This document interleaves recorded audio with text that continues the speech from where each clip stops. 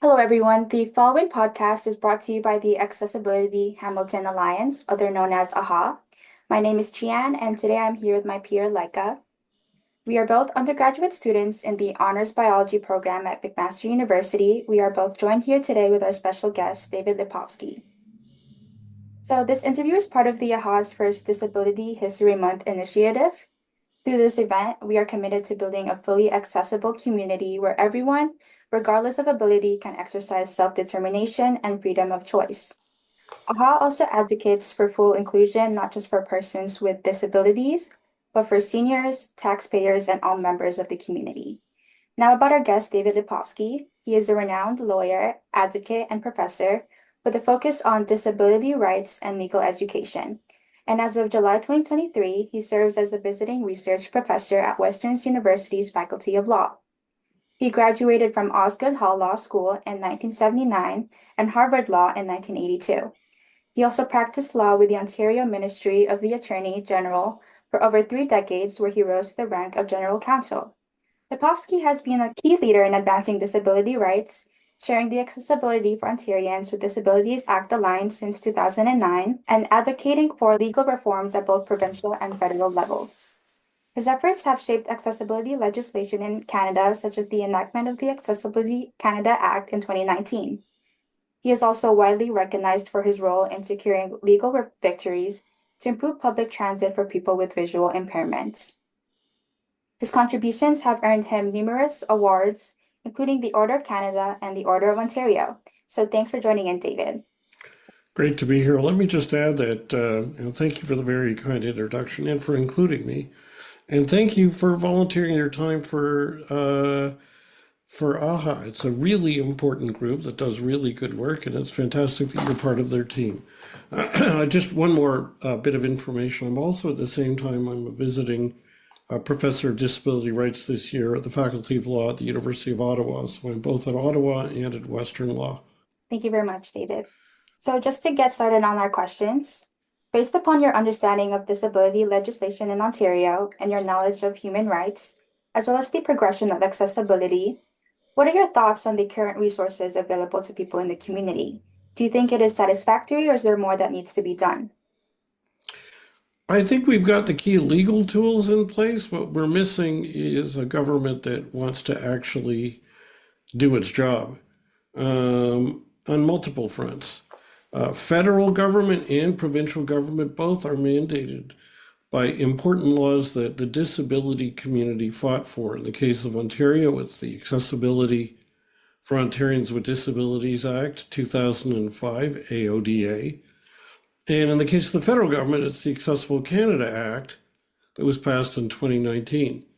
The implementation of both has been absolutely slow and ineffective, and the enforcement has been virtually non-existent.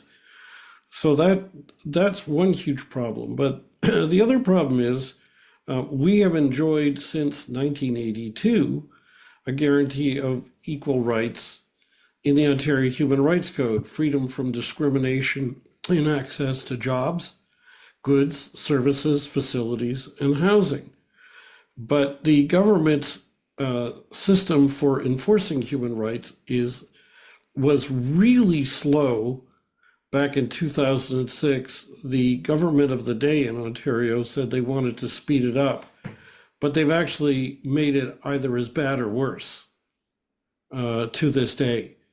So that people who are victims of workplace discrimination or discrimination in education or in housing or access to goods or services, they face ridiculous multi-year delays in getting a case heard. It's a very broken system, and it's the provincial government's fault. I highly agree with how slow and the development can seem to be. Just backing off of that, can you share specific examples of where enforcement is currently lacking? Well, in the case of the AODA, let me mention all three of those laws. In the case of the AODA, the government has power to do inspections, to issue compliance orders, and to impose monetary penalties. But they do very little of any of that, and at least last time we checked, had never or had not regularly gone to any premises to inspect at all. If ever they were auditing an organization, they just audited their records. Hey, send us your files on what you say you're doing, and as long as they look good, we'll say you're fine. Whether you're actually doing it won't matter. And very, very, very few organizations were subject to any compliance oversight. You can learn all about that if you go to the AODA Alliance website, aodaalliance.org/enforcement. And you can see how over more than a decade we've been trying to get that changed without success. Second, under the Accessible Canada Act, there are two problems. First, we wanted one-stop shopping for enforcement. We wanted people with disabilities to be able to go to one place to get enforcement, but the federal government wrongly splintered enforcement among three agencies: the Human Rights Commission, the Canadian Radio and Television Commission, CRTC, and the Canada Transportation Agency, CTA. And it is hopelessly confusing where to go to.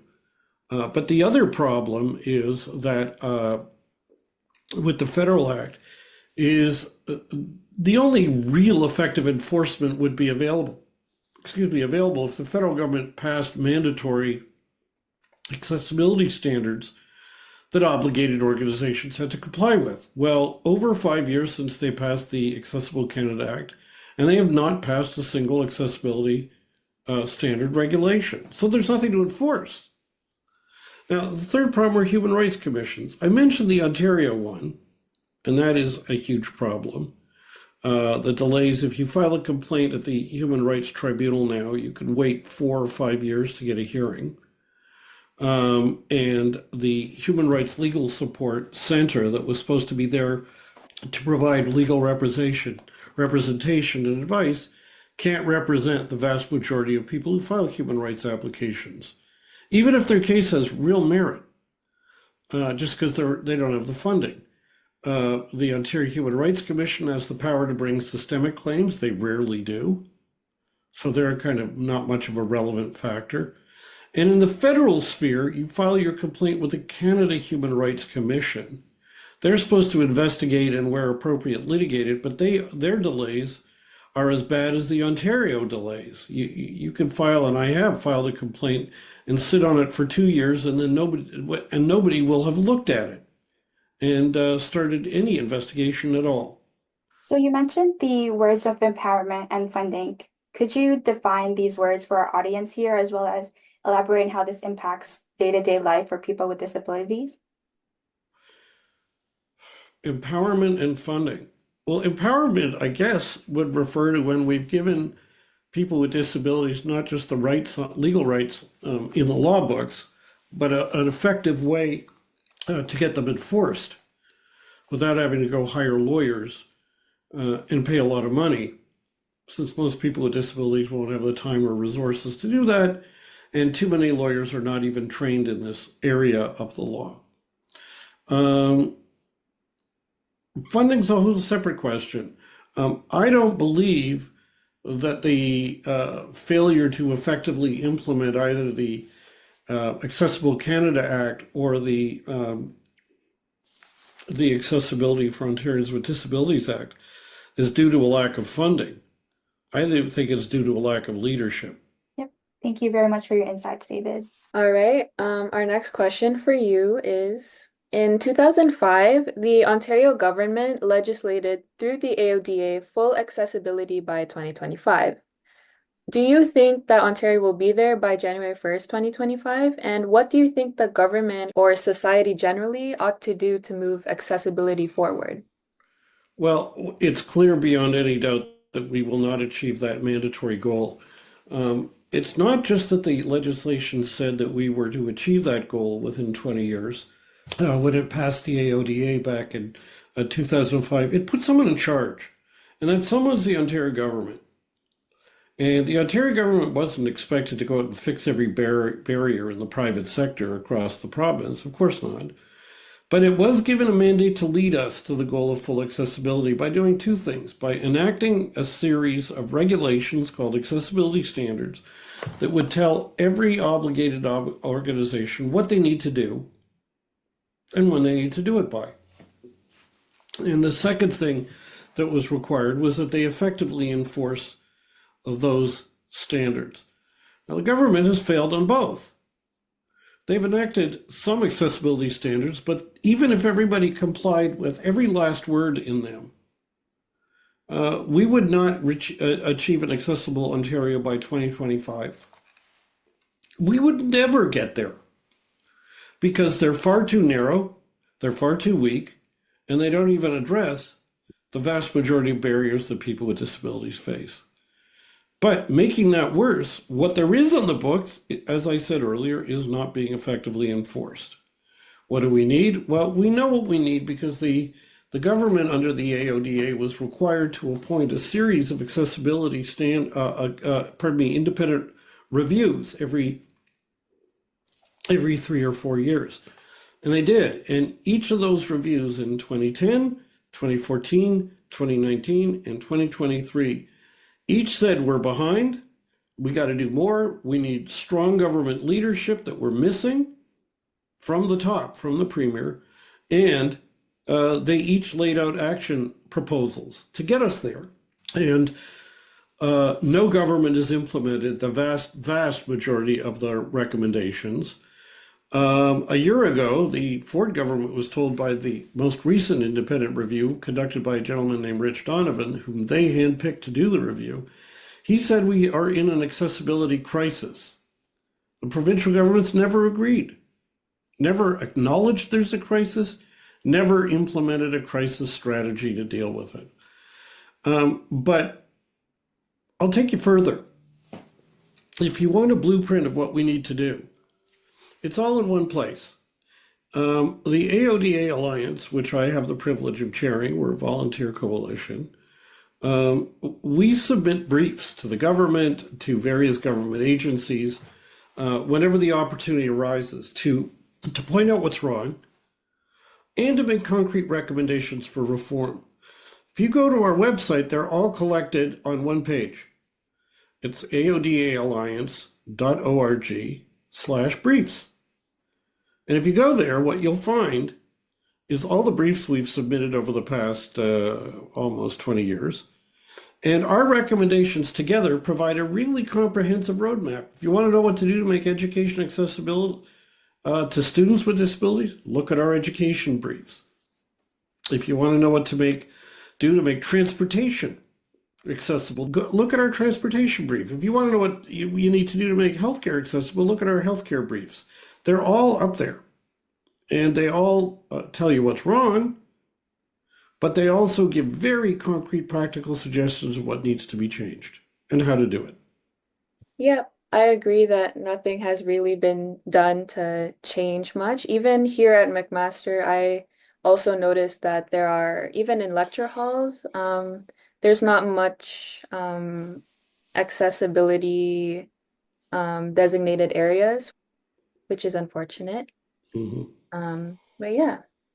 So to my next question, you have been active in a movement for disability rights and accessibility in Ontario and Canada for decades. And for this, the disability community is very grateful, perhaps owing a great deal to your efforts. In what ways have other people played a role in your efforts, perhaps following your leadership in advancing accessibility? Other people are the absolute vital part of this effort.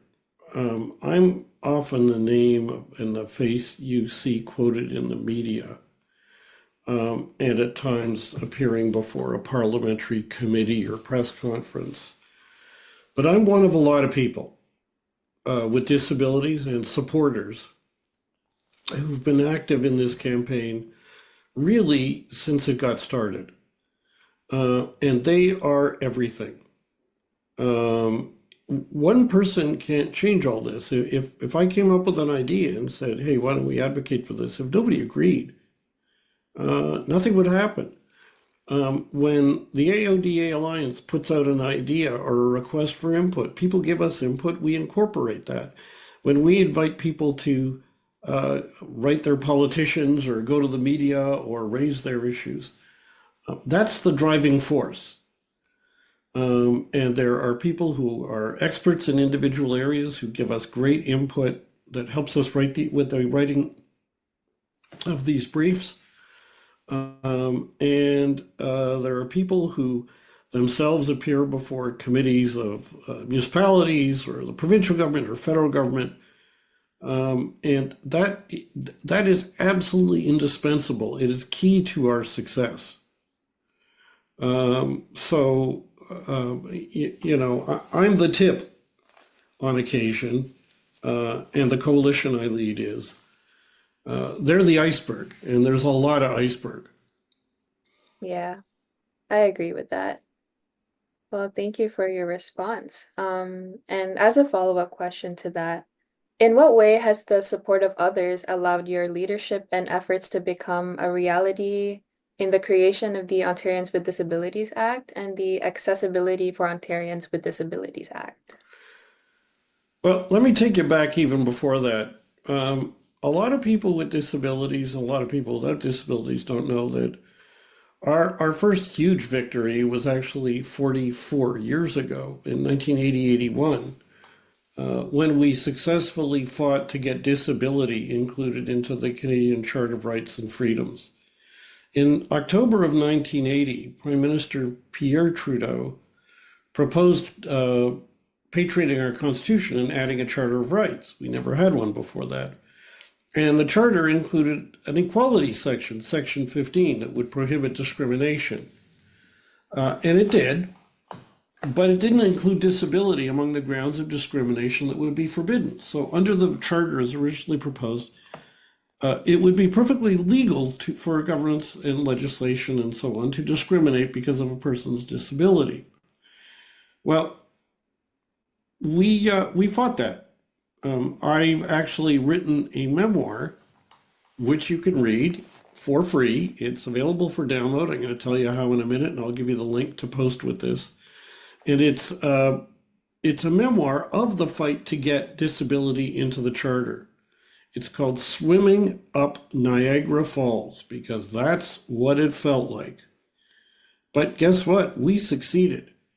And back then we fought the fight without the internet, without computers, without word processors, without smartphones, without any of that stuff, without social media. And what I do in it is I tell the history of how the fight was waged. I explain my role. I was one of the participants. I tell a bit of my own personal story so you can situate me in the story. And I also talk about what lessons we can learn from the battle, what we did well, and what we, and especially I, did really badly. And I talk about how I'd fight the fight today, as opposed to the way we did it in 44 years ago. So I invite people to read it. They can download it for free. I'll give you the link, but it's all you got to do is Google the word "Swimming Up Niagara Falls," and you'll find it. It's posted as an article in the Windsor Yearbook of Access to Justice. It's the law journal at the Windsor Faculty of Law, but it's written for a lay audience, and you can download it in Word or in PDF. And there's no charge. I wanted it to be open source. I want it to be available. Soon it'll be available as a free EPUB, and later it'll be available as a free audiobook, but that's going to take some time. So that's one way to learn about it. But really what I want to have people understand, our listeners understand, is that the past, I believe, and certainly the future of disability advocacy is largely going to be the efforts of individuals. Yes, mainstream disability organizations, they play an important role, but very often it's individuals with a disability or supporters who decide they want to take on a barrier, and they make an issue out of it. They do it on social media, they do a YouTube video, They go, they do it on Facebook or Instagram. It goes viral. The media get involved, and attention gets focused on it. There's tons of opportunity to do that, and it's easier to do now, way easier to do now than it was 44 years ago, because of all the fact that we didn't have any of the tech that we now have. If you want to set up an organization or have a meeting of AHA or anybody else interested in something, you get a Zoom, you set up a meeting. People don't have to be in the same city. They don't have to be in the same country. And you can meet for free. And so there's just so many avenues making it easier to do now than it was 44 or even 30 years ago. Yeah, I definitely agree with that too. And I'd say that you guys have definitely made such amazing progress, and we hope that us maybe or anyone, any other disability advocates out there could continue on with your work. Well, one of the things I'm going to strongly encourage people to do is to sign up to get AODA Alliance email updates. I write them. I'm going to tell you how to get them. You just go to our homepage, which is www.aodaalliance.org, aodaalliance.org. And right on the homepage, you can click on the sign up link, paste in your email address, and you'll start getting our updates. And we update you on what's going on. We seek your input. But one of the things you'll find in almost every update we send is a section called How You Can Help. And we give you action tips. So we tell you about something that's happened, and then we say, here's what you can do to help. So you don't need to go to a meeting. You don't need to do anything beyond, look at those tips, use one of our action tips, or come up with one of your own, and you can help us immediately. Yeah, for sure. We will definitely promote that. And yeah.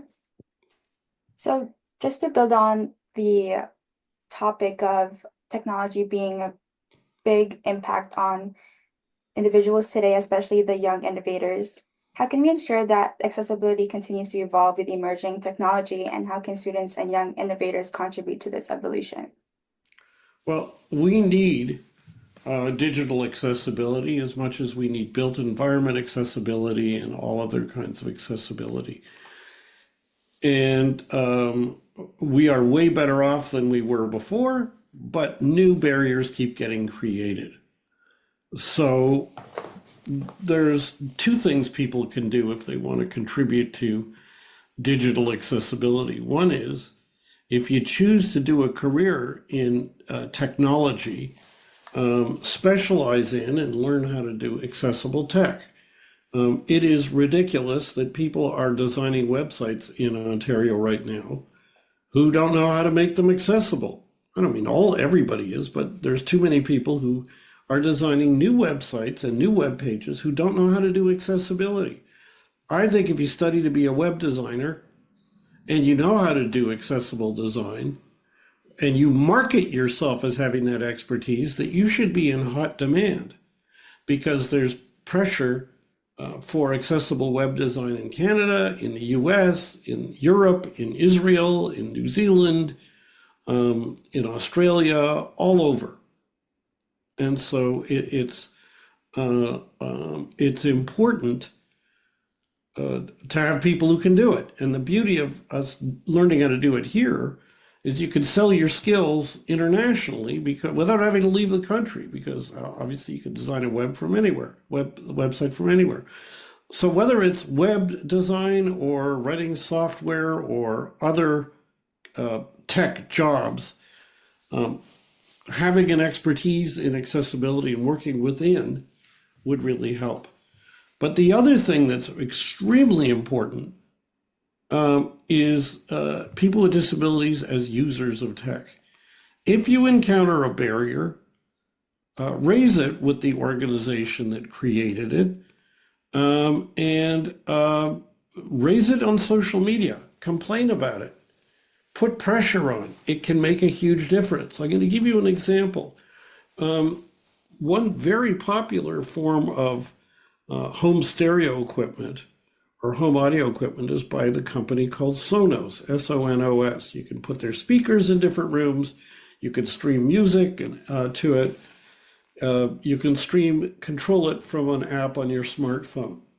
Well, Sonos was really good on accessibility for a long time, making sure its app would work, for example, with screen reading software that enabled blind people like me to use the app. It was very popular among blind people. Well, they decided last spring to come out with a completely new app. They got rid of the old one, they put in a new one, and it totally broke accessibility. Totally. And this, of course, became immediate chatter in the blindness tech world. But a whole lot of blind people wrote and complained to the president of Sonos. And they also raised it on social media.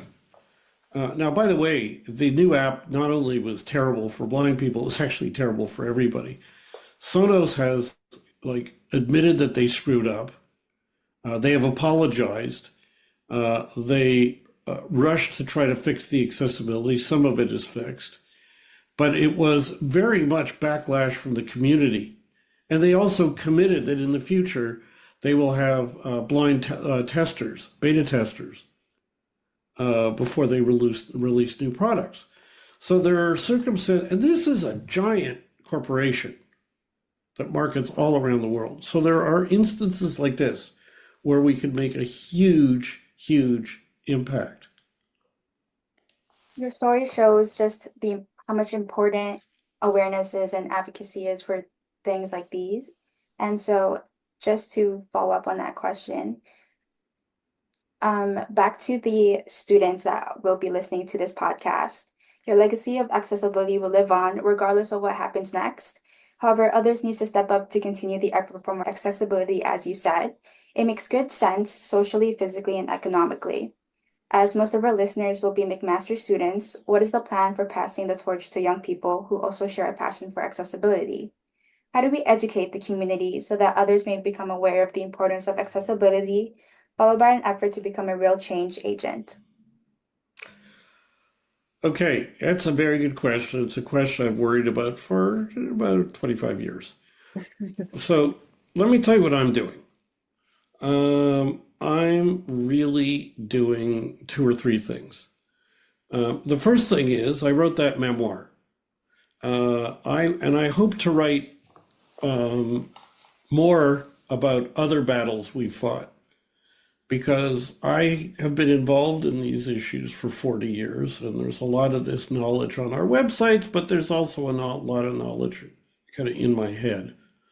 And I want to be able to share that with the next generation. So when I wrote that memoir, I hope constitutional law profs and history profs and journalists read it. But the first people that were top of my mind writing it were you and other young people who weren't alive when we fought these fights, who don't know about them, who couldn't research it if you wanted to because no one else has written it. And some of the key documents to know the whole story were in my garage.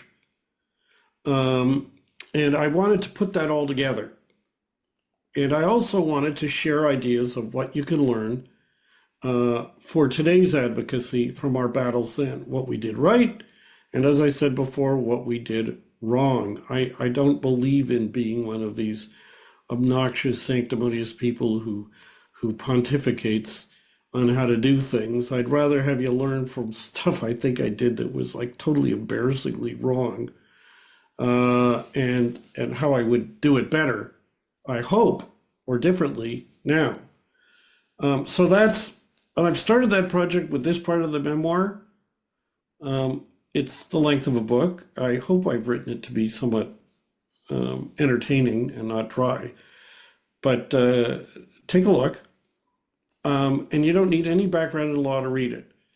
So that and future writing. The second thing is I'm trying, and the AODA Alliance is trying through our updates, each update to teach you about an issue. They're written as if you don't know the background, and then give you action tips that you can where you can take action about the issue, and give you a link to further resources if you want to learn more. So if you just read the headline and nothing more, okay, that helps. But if you read the summary that says, here's what's going on, and that'll give you more. If we give you more details, or you read for further information or for more background look at, that'll help you even more. And of course, action tips. Pardon me, the more you try those action tips, the more you learn. Final thing is, we've actually developed quite a repository of videos. And if you go to our website, aodaalliance.org, and go to the video link, you'll see a list of about 110 videos. I've got to update that list. I think we got another 15 or 20 to add. But we also have broken them down. There's a series on education. So if you want to see any videos about any content we have about education, advocating on education issues, school, college, university, we have a series on healthcare. If you want to look at the history of how you do this kind of advocacy, we've got a list where you can watch news conferences we've done and parliamentary appearances we've done going back to 1996. Okay, so it's, you can watch those things and either say, hey, I like the way they did it, or you can say, wow, that sucked, I don't want to do it that way. And for each of those videos, we not only give you, a description and a link to the video, but we also give you links to documents for further background or further information. So if you watch the video on education and you want to know more about the issue, what more to read, we give you hyperlinks to that. Some of these videos, and our collection of videos together, have been seen over 100,000 times. I don't mean any individual video has been seen that often, I mean all of them together. And some of them are used for in courses at school or in university. So we're hoping that this can become a way that you can learn. If you want to just see the most recent one, and I'll give you the link to it to attach, but earlier in the week that we're recording this, I appeared on the TV Ontario show, The Agenda with Steve Paikin, to talk about my memoir and about the fight to get disability into the Charter. Well, that video is now up on YouTube. So if you didn't catch it at the time, you could go watch that interview. And if you don't want to read a whole memoir, you can watch that and get the kind of overview, or maybe it'll give you an idea whether that would interest you more. And Steve Paikin, who's a tremendous journalist, asked me to sort of summarize the memoir, but also link it to our advocacy efforts today. Well, I think it's a great idea that you have linked the memoir to the young individuals and young advocates that want to act on disabilities, and as well as the different resources that you provided for us. And as I'm sure that they'll be very useful for people like us. But just to bounce off that question, is there any way or any role that you think universities and their administration should play in fostering a culture of accessibility and inclusion on campuses? Oh, absolutely. Well, for one thing, universities are providing services. Education is a service. They have a duty to provide equal education to students with disabilities. That means accessible education. That means barrier-free education. That means fulfilling the duty to accommodate students with disabilities. And the government has in hand, and it's up on our education link, aodaalliance.org/education, the final report of the Post-Secondary Education Standards Development Committee from over 2 years ago, closing in on 3 years ago, that recommends a bunch of reforms to the education, to the post-secondary education regime. But you can also go to our website, our briefs link, aodaalliance.org/briefs, and you can look at the brief that we submitted on barrier-free post-secondary education, because we give a bunch of our own recommendations of what can be done in that regard. So there's a whole bunch of things that can be done. Just as an example, one of our videos that we posted 7 years ago, we went into a new building at what was then called Ryerson University, now TMU, and they built a new student learning center, and it was full of accessibility blunders. So we captured this in a video which has been seen thousands of times. Again, I can send you the link, but if you go to Ryerson, if you go to YouTube and search on Ryerson Student Learning Center and accessibility, you'll see a link to that video, either a 2-minute version, a 12-minute version, or a 30-minute version, each of which have been seen thousands of times. And that will give you an idea of just an example of a university that thought they were doing accessibility in a new building, but totally botched it in many ways. We use videos to make a point like that. By the way, this is something, when you were saying what could strategies that young people could use, one thing we didn't have in 1980, but we have now, are smartphones and video editing software on your computer, and YouTube. So you can go out and be your own citizen journalist, shoot a video about accessibility barriers, post it online, and fire it off to the public through social media and to the conventional media. We did this a month ago. There's a brand new courthouse in Toronto, downtown. It's a criminal trial courthouse. It replaces 6 old courthouses around the city. And it opened in the spring of 2023. Well, they botched accessibility there. So I and a colleague went in, shot a video, edited it, made it public in August. As of the time I'm talking to you, it's been seen over 4,000 times. There's 2 versions, a 14-minute version and a more detailed 49-minute version. But it's an expose video. We're citizen journalists. We show you what's wrong when we explain it to you. And we're just totally volunteers. Any university student could do this. You don't have to be a university student to do this. But here's the thing. This has been all over the media. It was on the front page of the Toronto Star earlier in the week that I'm recording this. The reason it got media attention is because of our video. So that there are ways you can have an impact too. And if your college or your university wants to build a new building and you hear about it, go to the administration, say we want to have disability input, not after you design it, not after you build it, not after you're ready to open it, but before anybody does any planning. There needs to be accessibility input from day one. My last follow-up question for that is, for young advocates and for young individuals, what are some good skills that you think that they should own in order to act on this act? What are the good skills they need? Well, that's interesting. Listen, good writing skills are good, but you need that in university anyway. Good public speaking skills can help, but you'll need that in university. In fact, university gives you a chance to practice those skills in courses, and then you can use it here in the disability space, or you could be practicing it in the disability space, and that'll help you do better in university. The main thing when it comes to advocacy is just doing it and learning from your mistakes. One of the messages that I make clear in my memoir is that I didn't have a clue what I was doing. Like, I didn't have a clue. I'd never appeared before a parliamentary committee.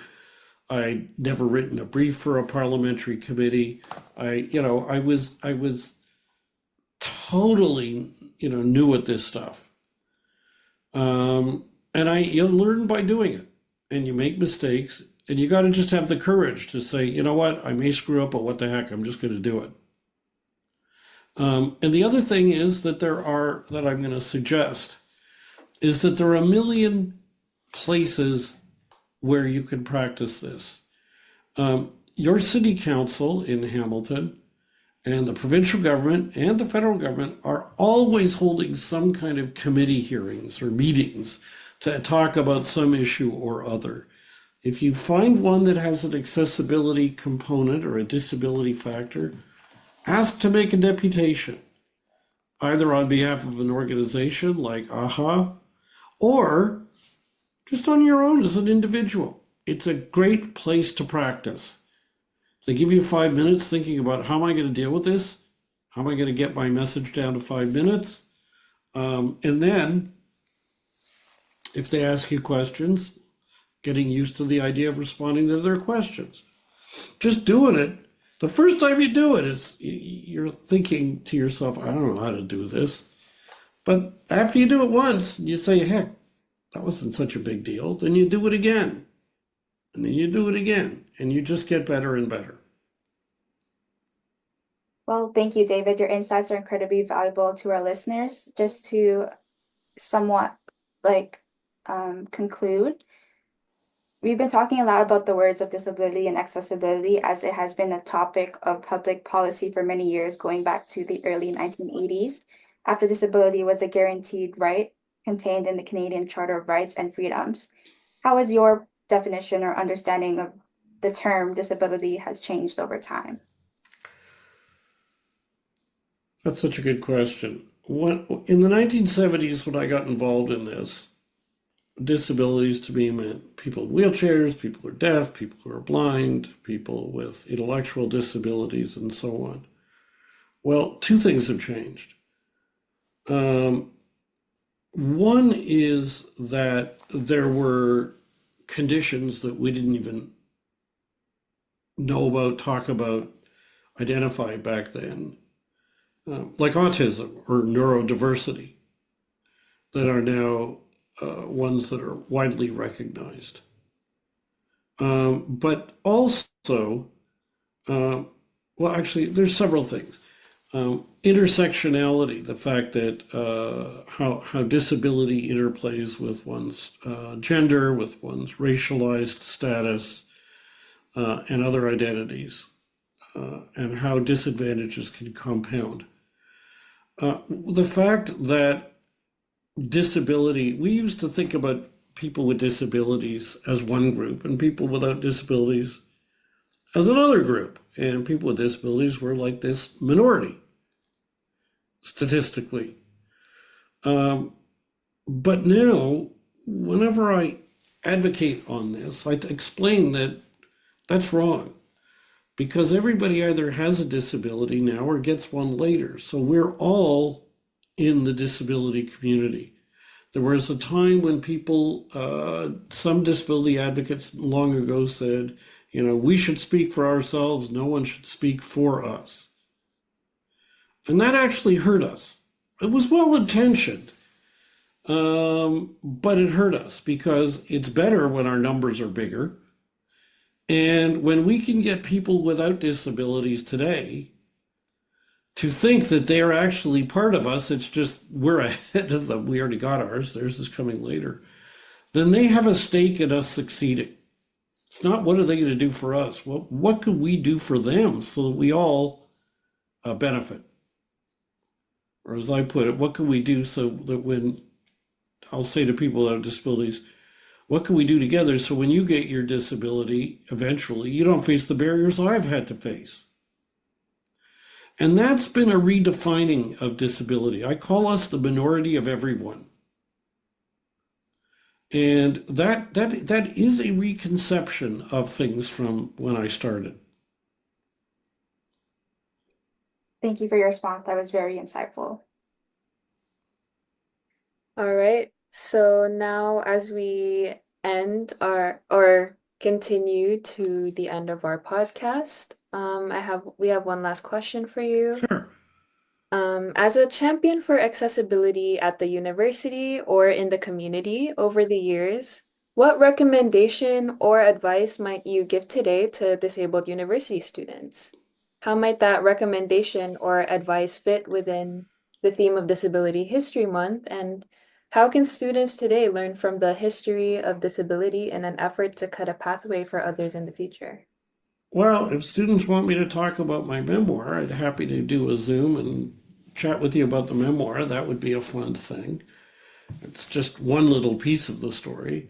I encourage you to go on Netflix and watch a movie called Crip Camp, CRIPCAMP. I believe it was produced by the Obamas. They weren't in it, but it's a fantastic documentary on the early years of the U.S. disability rights movement, and there are forebearers, and they're fantastic.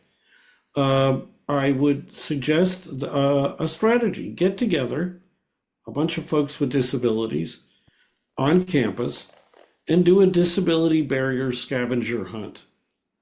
We created a hashtag on Twitter 8 years ago, and that's hashtag AODA fail.